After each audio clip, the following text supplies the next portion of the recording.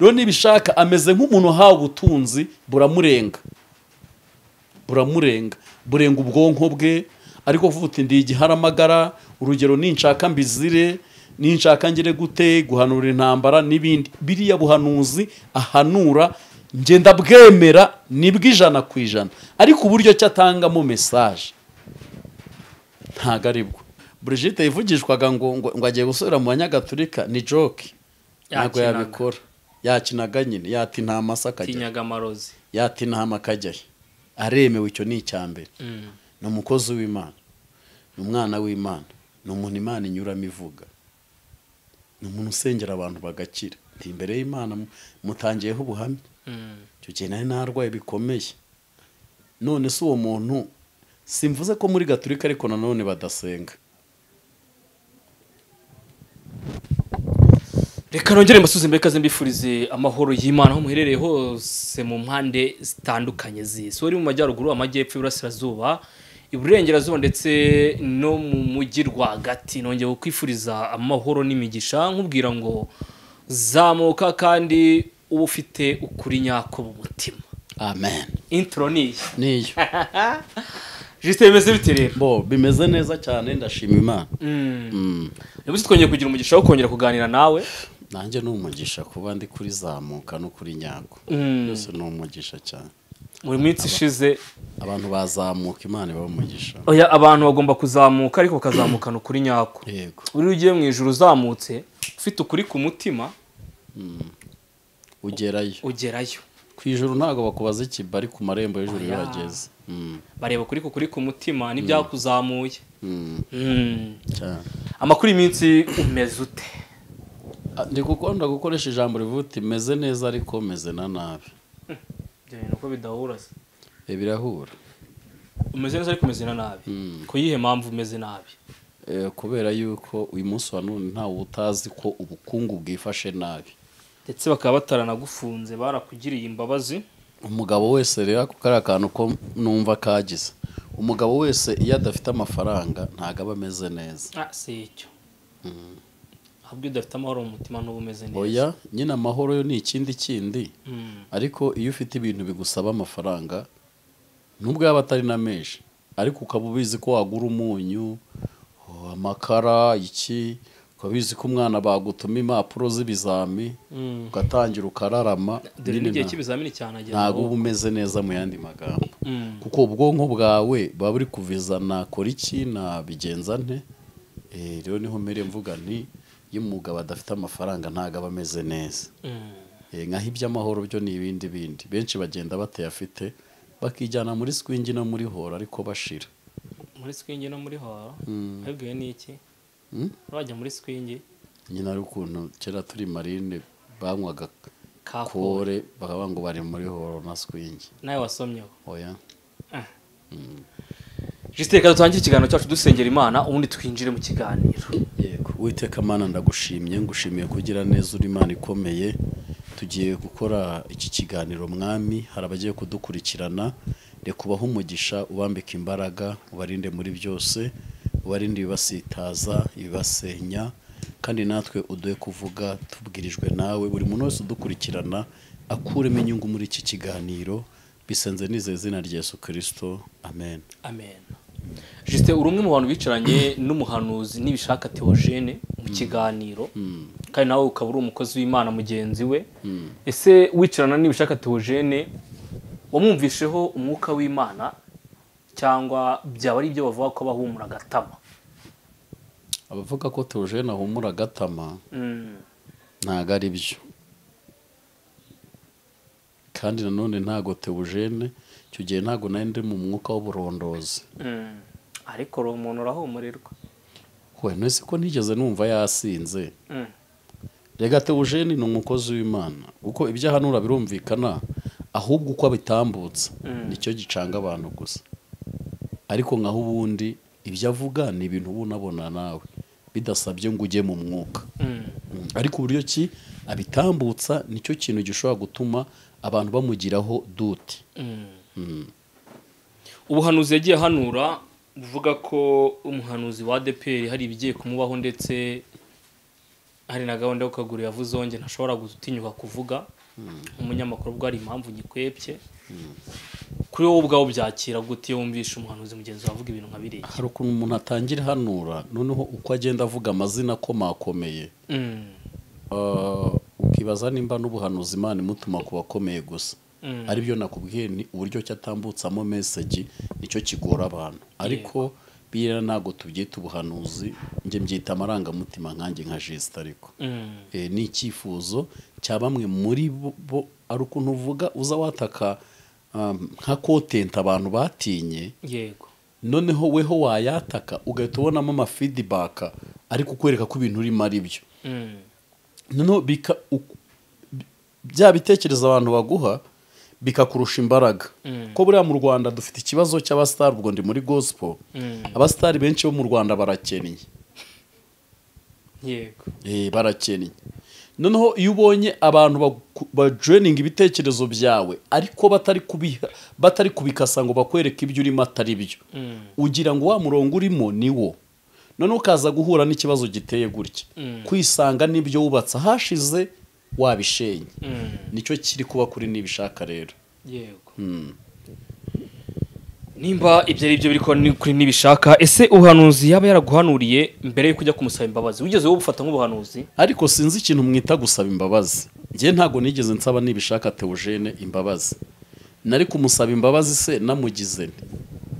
ariko warapfukamye njyewe ntago nigeze mfukama ariko mfukamiye nibishaka napfukamiye Imana kuko icyanjyanye hariya icya mbere kwari ugusaba abakunzi baza buri nshya imbabazi na Prezir wubwe cyane ko twari twanahuye abakunzi baza buri basabaga imbabazi z'ikijiste kuko erega mu biganiro nakoze hashize nagiye nataka n'umukunzi wabo Prezir mukoraho inkuru kandi ntafitiye gihamya yuko ari umunyamitwe cyane byinshi namukozeho urumva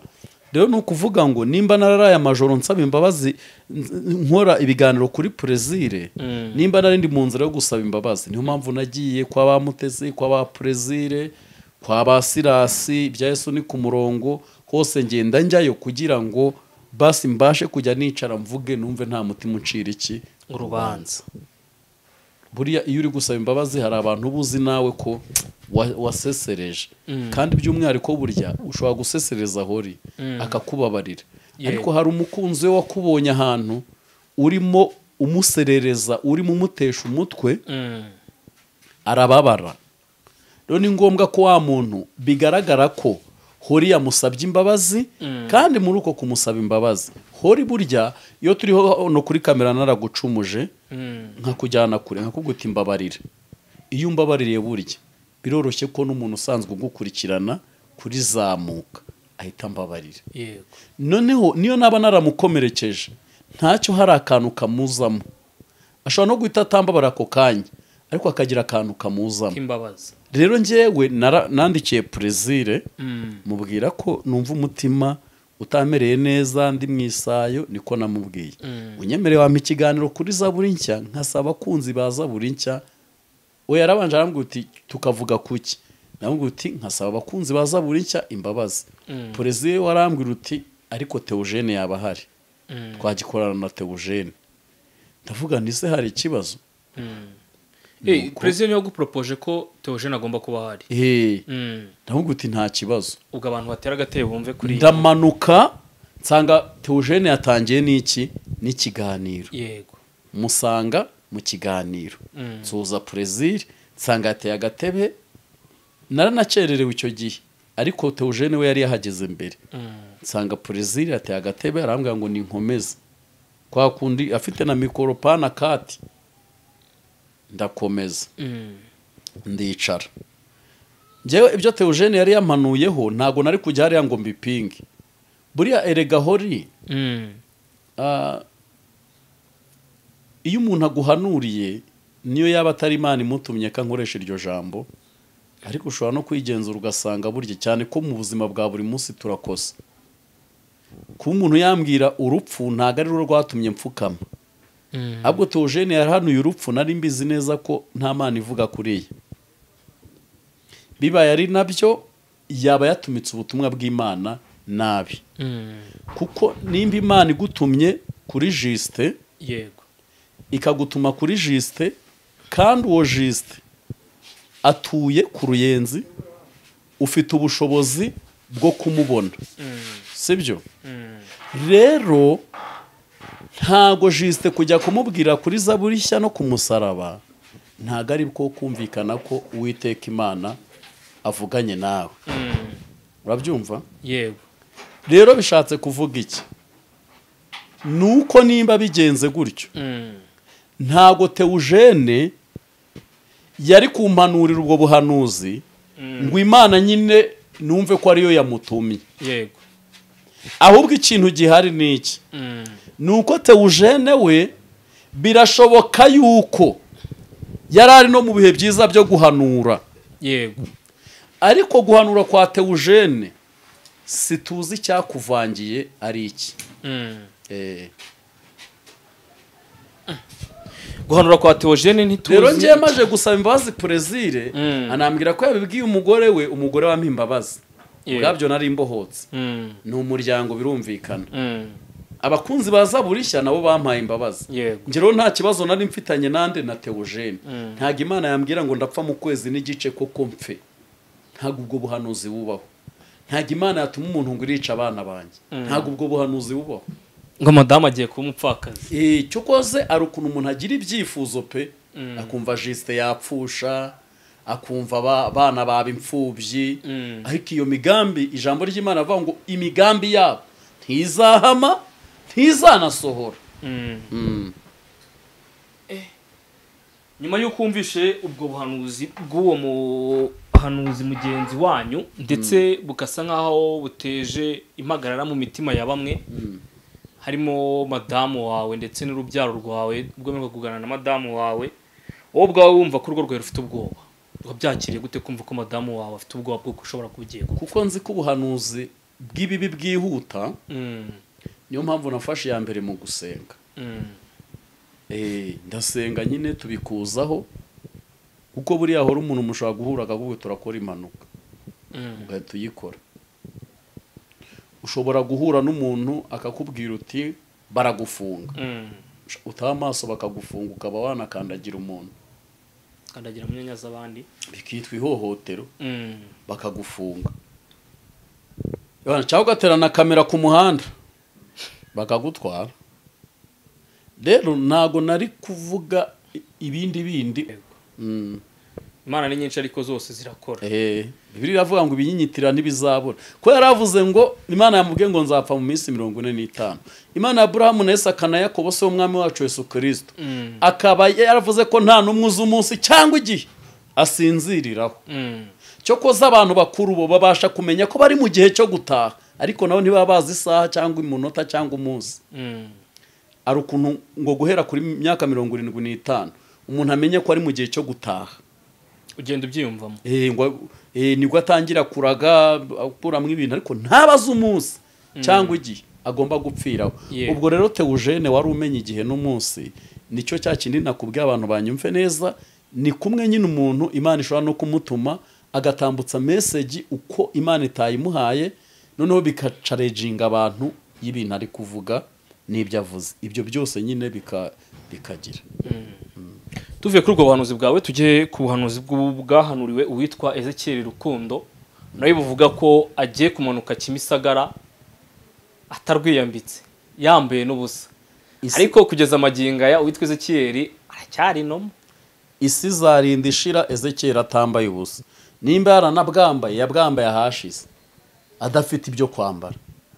buriya ntibwari ubusa nuko rero uyu munsi erega nta Mana ihaniryo ariko ubundi kuki bafashe Imana bakayigira nk'intera hamwe no kubera ntago Imana ikora genocide urabyumva neza Imana ifite inzira nyinshi yanyuramo ihane Ezekiel nta nubwo byarinda ngo ijye kumunyuza kuri nibishaka umugore ubwe baryama karota umugore ubwe wa mwana we mutoya Imana ifite ubushobozi bwo kumunyuramo ese ubundi kuki nibishaka yerekwa ibyaba mwatatse gusa ese no mu gushombiza yaramwatatse yaramuhagaritse Izayi niwe wabwiye ku Gasave uyu muhungu uri mu muhagarike kuko ntago ari Imana yamutumye. Umunsi yabivuze nibwo yaje umunsi yahagaritswe nibwo yaje amuhanurira. Theogen isi kumva yarapfaga iki n'uwitwa Ezekiyeli, dore ko batari bahuje umugore, batasangiye umugore, batigeze bagira byinshi bahuramo, nta n'agatuti Ezekiyeli atasengeye na za Gasave. Umva nkubwire, nibishaka kivuga ngo Imana iratuziye, urumva twagerageje gushaka amakuru, uyu nindi tumenye iby'umugore we turagenda, icyo nicyo bapfaga. Kuko Ezekiyeli atarajya ku mugore wa nibishaka uwahoze ari umugore we, ntago yari yarigeze ahanurirwa buriya buhanuzi, ariko umunsi yavuyeyo urumva kame akaba ari cyo bapfaga. Bira byari ishyari ntago bwaruba. Urumva hari abantu bakora social media batayizi. Ikindi nimuje gukora ivuga butumwa kuri social media n'ubuhanuzi, vuga iby'Imana ikubwiye, niguha message rusange uyitange, nitaguha soma Bibiliya, nitabiguha garagaza nkatwe twese uzi umusesenguzi. Haravuga ngo musesengura iki, ibyo nemeranya nabo, ariko buriya hejuru ya butike hari iduka, hejuru y'iduka hari amangazini, hejuru y'amangazini hari amakontineri n'amashopu. Ubwo rero twe niba tureke tugumye tube amabutike, reka da murikorera ko kataro, ariko ntacyo mu busesenguzi bwacu niba shaka bugiranye n'iki n'agataro cyangwa abazunguzayi, ariko abatuguraho ni benshi. Ni nayo mpamvu amaduka reka aramuta abazunguzayi batumereye nayo baragutuma tutahaha. Nyuma yuko avuye kuri Ezekiyeli yahise yataka umushumba mukuru wa ADPR Ndayizeye Izayi. Hari aho yakoze kirazira na sakirirego, ni nko kwifata ukikorera ibyamfura mbi. Ari ikirigisa naseka kuko urumva Izayi ari muri ntuzi tamworoheye, ariko azayivamo. Urumva cyo koza Izayi Imana imuha umugisha arihangana. Biriya bintu uriya muntu yavuze ubwabyo ntago byoroshye. Hari aho ntacyo nabivugaho, ni nka bimwe byanjye, ni nka bimwe bya Ezekiyeli, ariko n'abantu yatangiye kubona yuko bagenda bamutakariza icyizere. Bagenda bamutakariza icyizere. Benshi muri iyi minsi bari no kuvuga ko ari muri angashobora kuba ari kujya muri RIB cyangwa se ari muri RIB, ariko nkibaza ngo RIB ibyo bintu yabikora byo gufata umuntu ikamuhamagara ikabishyira ku karubanda gutyo nk'uko abantu bose barumva babivuga babizi. Hoya ahubwo wenda n'abanyamakuru baza, ariko RIB mbere yo kujyana nibishaka abanza ikamujyana kwa muganga. Kumukoresha yekeje system kwa muganga nyine. Ese kwa muganga bakora iki? Kwa muganga rega umuntu yagiyewe barareba iminsi. Rega ari ukuntu n'ubuhanuzi bwinshi butera gusara. Naho uhamizanyije hamwe n'uwavuze ko nibishaka Theogen ashobora kwafata akabazo ko mu mutwe. Ntago ari cyo mvuze. Icyo nzi cyo nuko oya ntago ari cyo mvuze. Buriya iyo usomye Bibiliya cyane, iyo usomye Bibiliya cyane ntusenge uravangirwa. Iyo uhanuye cyane udasoma Bibiliya ubu umuhanuzi w'igishamuki. Iyo uhanuye cyane ntusenge, iyo uhanuye cyane ntusenge uhinduka umuhanuzi w'igicamuki, kandi koko ibyo uri guhanura akaba ari amakuru uri gukura ku Mana, ariko bya bintu wakiriye. Mu yandi magambo ni nk'umuntu hawe ubutunzi adashoboye gucunga no kujera. Yego, afata bwa butunzi yahawe akabwaya, akaba ari uhora mu marogi, mu tubari, ariko bikarangira bwa butunzi yari afite bumubereye imfabusa bwo butumye asara. Rero nibishaka ameze nk'umuntu hawe ubutunzi buramurenga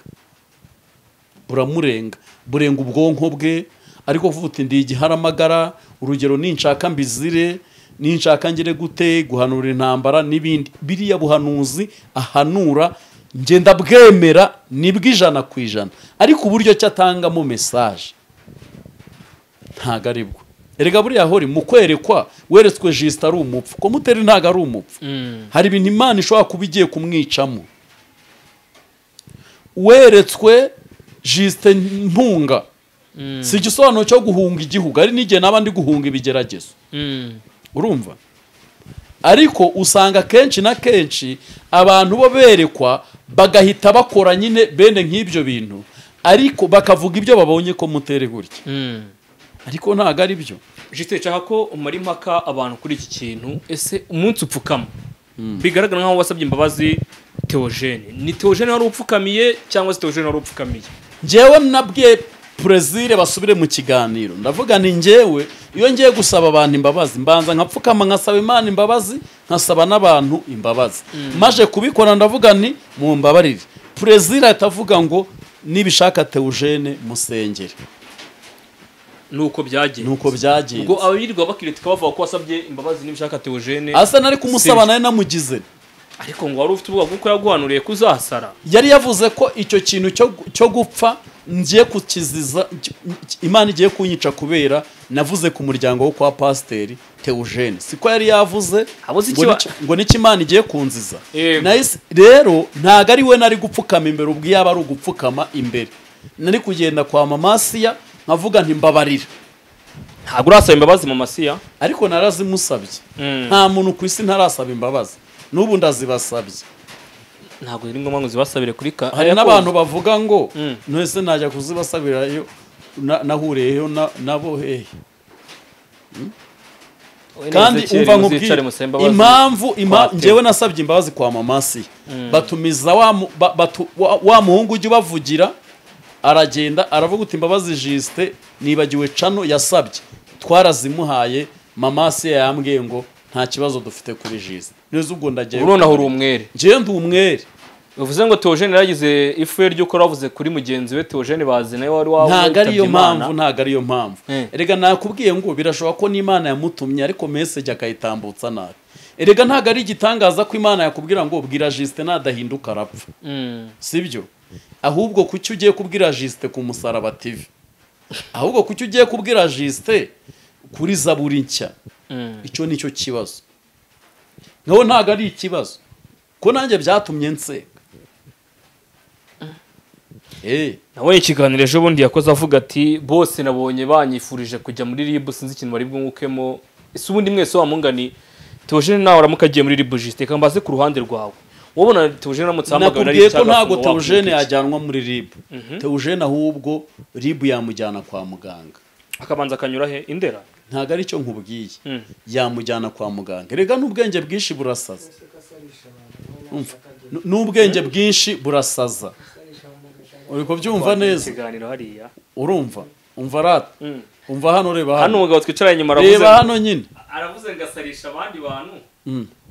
We ngiye cyo nkubwiye kandi ibintu ngiye mba mbivuga ndi seriye. Umuntu ashobora guhabwa impano imurusha imbaraga. Ariko atari uko iyo mpano yayihawe yarushwaga imbaraga. Ahubwo ibintu atangiye kujyamo. Ubwabyo na public ari kubona. Uziko reka nkubwire. Uziko kubera abantu bankurikiranaga byavuyemo kujya mvuga ngo Miss Lisa ntazashakana na Prince Kid. Hane none baranahunganye. Nuvuga ngo iyi social media ari urwego ugeraho. Ukubona abantu bagukurikirana bamwe bakundikira udukomenti komerezaho urimo ugashiduka abanzi ba Prince Kid bo baje bakwandikira uti koko ntibazabana. Nawe ugakomeza muri icyo kijyo uko nibuzaba ugakomeza muri. Rero abantu buri Theogen ikintu cya mbere cyamwishe mu mutwe ni comment abona udukuru agenda yakira noneho nabamuhamagara na support ashobora kubona kuko hakumbuga nkoranyambaga dufite abantu Imana yahaye umugisha akubona uri mu kintu kijyanye n'irari rye akaguhezagira.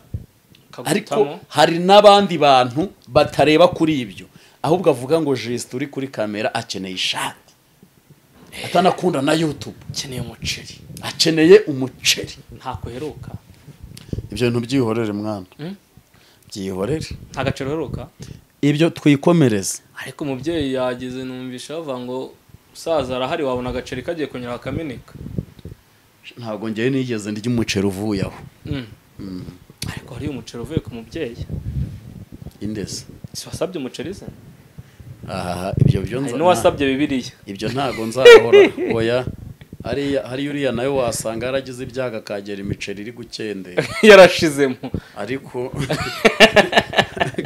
wasanga ari nawo mwakuye hakuye. Uravuze ngo bamuye Bibiliya yongera kuyafite kuva uwo munsi yazana amaginga ya nabyo ngo kuva uwo munsi kugeza amagingo ariko aracyitaba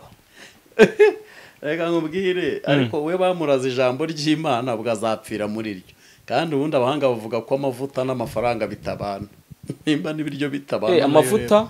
n'amafaranga ntibikunda kubana ubwo bivuze ngo azahitamo kimwe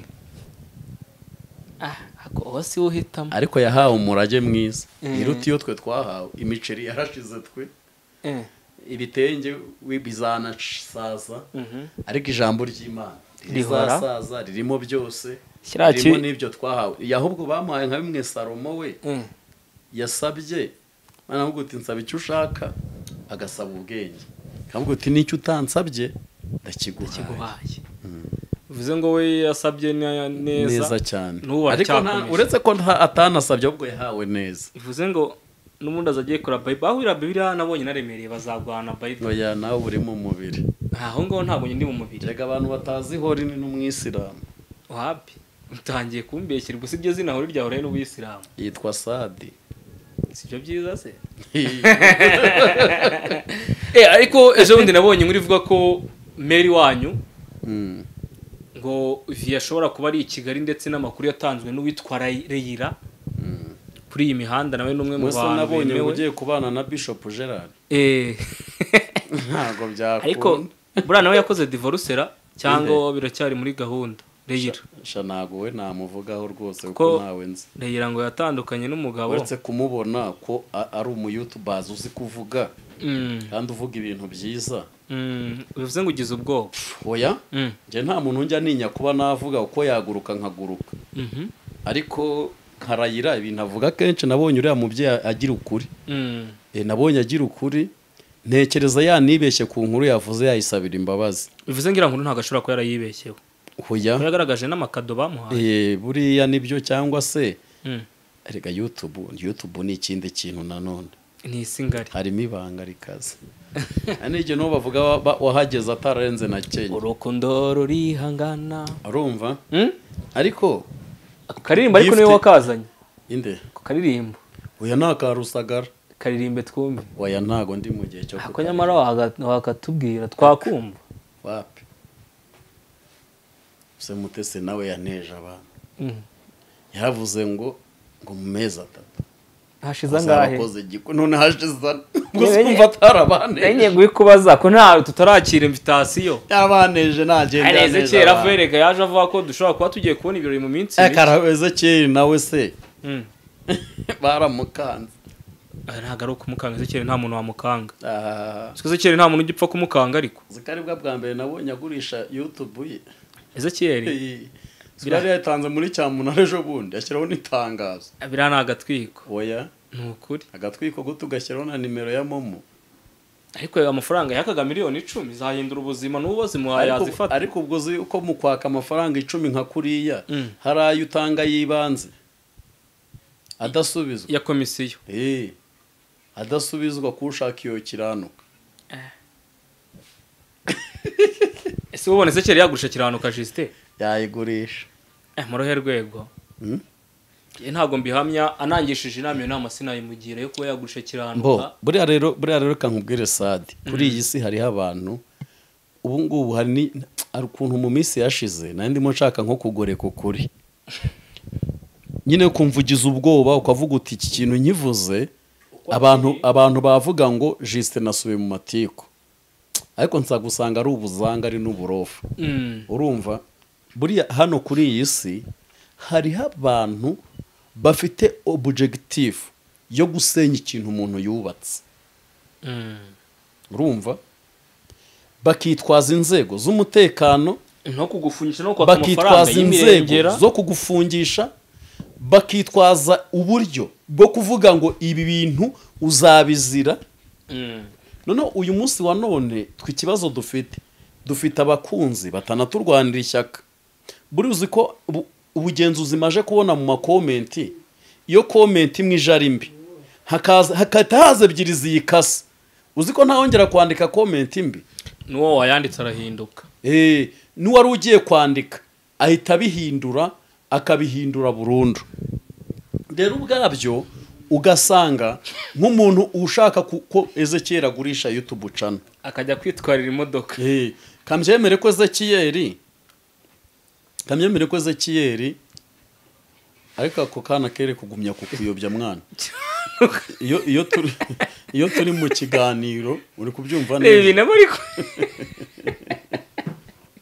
turi mu kiganiro ntukajya urangara aho oya ari umuntu umwicarana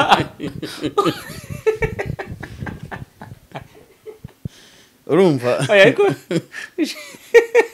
hari abantu baba basekeje pe kandi ubu yahita ngo umva nkubwire Sade hari umuntu mwicarana nyine ankomereza ku byo wari uvuze nawe akakubera ikibazo umuntu wase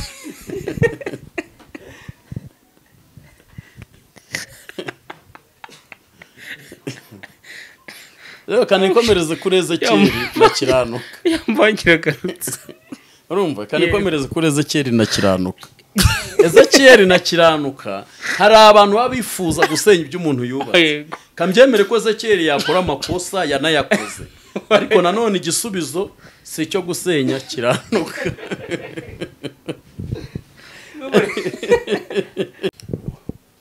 urumva se hori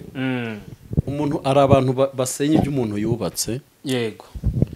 batajya bishimira iterambere ry'umuntu ariko uburyo umuntu atakishimira se ko Pastor Mutesi akora ubukwe kabashize amezi ane nta invitation turabona nta muntu wabusenya buriya bukwe reka nkubwire ahubwo buriya njye mbona ikosa Mutesi yakoze ari ryo gushyiraho nk'amezi erega abantu bashobora kugusekera batagukunda oya ntago bibaho ni ukuri ese kirajya gusekera Mutesi watamukunda ntago ari cyo mvuze ntago ari cyo mvuze cyangwa neza kera akaba yarigiriye kwa Mutesi kugira ngo arye hiti ubundi hiti yarayiriye kuko ntago wazana rubiri ari gusumba rwenda kugwisha hasi ngo ntuzane hiti urumva rero nuvuga ngo hariya ako se haryo cyonjya nibaza Justin Damuru kuki umuntu ugiye kwa Mutesi bajyana Damuru se ariko simbizi impamvu nta ashobora kuba ari we agent impamvu ntabivuga nuko njya ntajyanye nawe kujya mwahuriye oya nta wari uhari Justin wagiye kwa Mutesi ukurikiye Damuru avuye kuzana yo muceri oya njye ninjye wa mbere wagiye kwa Mutesi oya nta abandi bose bankurikiraho niwe wagiye bwa mbere igihe abana banakwanga kukuvugisha ndabyibutse ubukwe bw'umubyeyi ngo bugeze he rero mwana wa Mutesi ntago nabeshyera Mutesi ntituvugana gusa akurikirana ukuri nyako Imana imuha umugisha njye hari umumama nabonye twamasharene shaha yandikira cyose muzateraho comment ndamusuhuje amasharere nibwo nangire no kukuri ako yarambabare amasharere warambabariye jya kukuri nyako umwandire comment warambabariye kana gusabye imbabazi amakuru aravuga ko ari hanze y'igihugu inde mu masharere ni murago uri mu Rwanda ariko sinaba nkubeshye uri gutinya kadakanda comment ntabwo muheruka nta nubwo rukana kuri social media nta muntu ukimubona urumva Sade nkubwire ubwabyo kuba naravuye muri biriya biganiro nta n'umuntu nyikururira amakuru flash zaramenetse zarashwanyaguritse ibintu byose birameneka amavuta mushumba hanyuma rero urwego ngezemo nk'umuntu w'umusaza umusaza usaje gute Justin erega njye mfite imyaka 30 n'indi 40 haraburaho ko urubyiruko rusanzwe rw'ubu ngubu leta nyine banze byumve rero baheze kera barakuruta uyu munsi nk'umuntu w'umusaza rero mba ngomba kujya ntanga ibitekerezo byubaka nkacyaha nkanahugura ariko nyuma ya Pastor Mutesi twabonye asa nkaho ari gukora ibisa nk'imigenzo yo kwa Padiri sinzi nimba waramubonye icyo kiganiro warakibonyeho Pastor Mutesi na Bishop Brigite yego ubanza benda gusubira i Roma amakuru gutyo rafite yuzuye ko na Brigite namubonye avangwa agiye kwisubirirayo ahunga uburozi kuko ibintu abonye mu gakiza biramuhabuye ariko abatubeshya Brigite arakijijwe ntago yajyayo ariko yahunga uburozi akanyaruka oya ahubwo we yabusengera akakora security ye ni Brigite niwe umuntu watsengeye ndwaye urakira ndakira aranampamagara aremewe kugira ngo noneho wumve yuko narenze arampamagara muhamagaye ngiye kumubwira uti ndagushimira waransenge niyanamfata nguwo rero niwe muntu usenga pa nta muntu ujya kuri guhamagara ngo nagusengeye kabisa we yaranyihamagariye arananganiriza arambwira uti buriyagira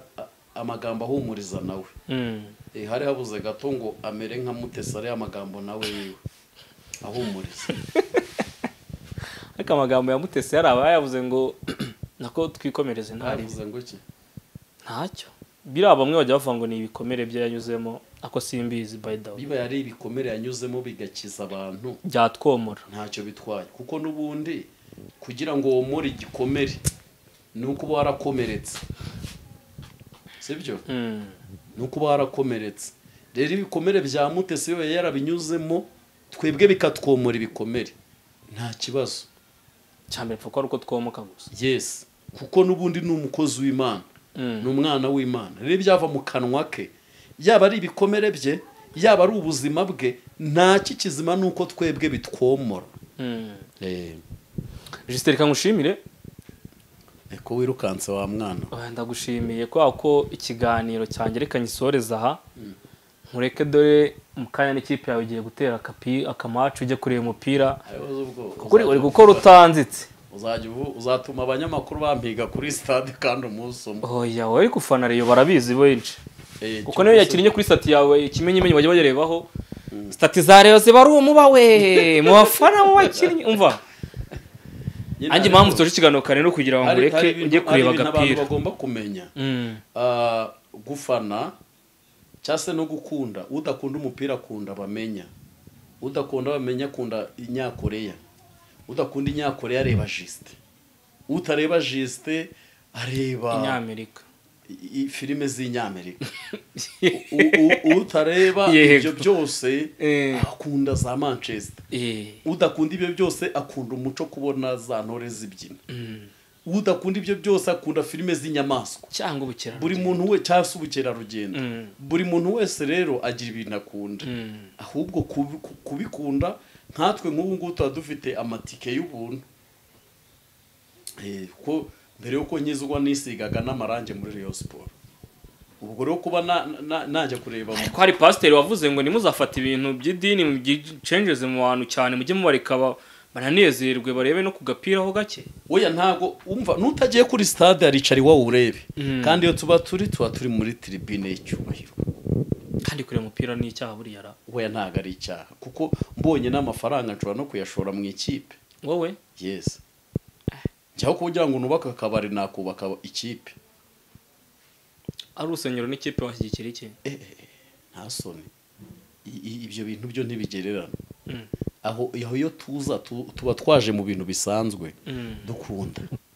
cyase umuntu ashobora kuba urusengero umuntu yubaka ari business hoya buri abantu batazi iby'urusengero ushobora kuyibona ari inyubako ihagaze kuriya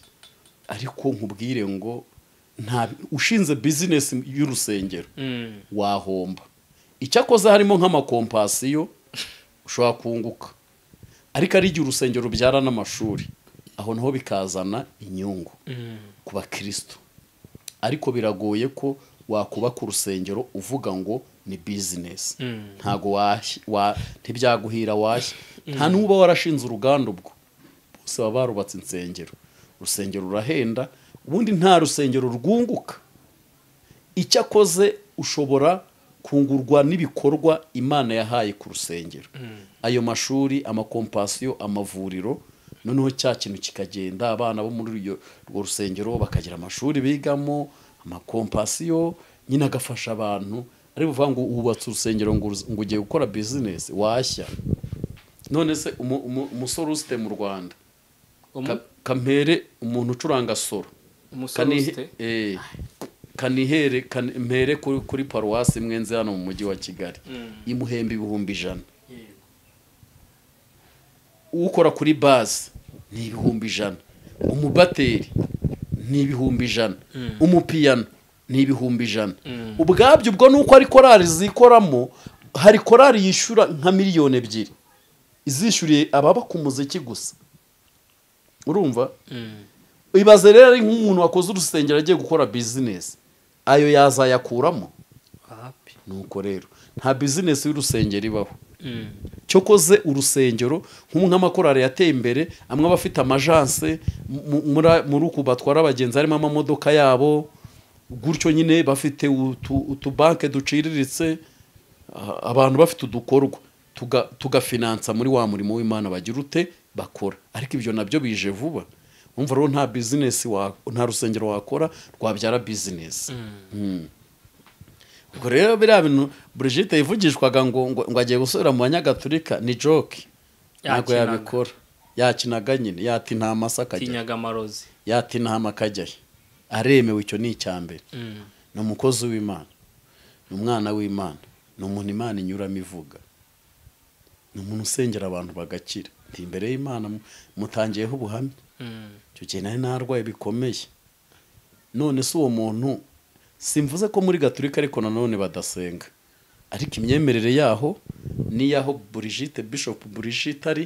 bitandukanye abizerera imyizere yo muri katulike naho harimo abantu basenga kandi bakabohoka urugero nka nyakwigendero Baridi kandi ziriya mpano ntago yataha atafite abantu yagiye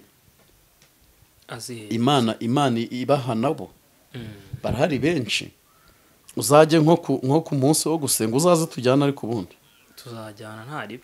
gusengera ikibeho tuzajyeyo uzaze tugende urebe imbaraga z'Imana ziba ziri gukora live hari abakarisomatike ngo bavuga rikanyuramo yego buri muntu wese rero no mu myizerere ye Imana ijya imanuka igakorana nawe ariko rero ibintu Brigite yavugaga kwari nko kumvikanisha ko bimaze kuba too much ibi bintu byo mu ntuza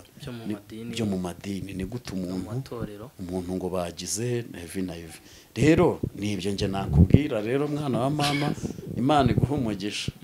Juste reka mushimire tunasoze ikiganiro cyacu mbwira abantu ko bagomba gukora subscribe kuri Nyako TV ndetse na Zamuka TV bibuke ko ukozwe ku mutima ndetse n'amaranga mutima ntaga gutura gahinda abandi agatura pasteri oya nta kibazo umuntu umva twasenga nta muntu ariko se abantu niba nabibona ko nahindutse barabibona nzihangana nta matiku kijyamo rwose umwana mwiza oya ngomba gutanga ariko twane ibitekerezo twane utayisiri nta mbabazi n'abantu baganira neza kandi ukabona ibyo baganiriye byubatse abantu aho niho nshaka kujya niho nshaka kuba Juste reka mushimire ubwire ngo murakoze cyane murakoze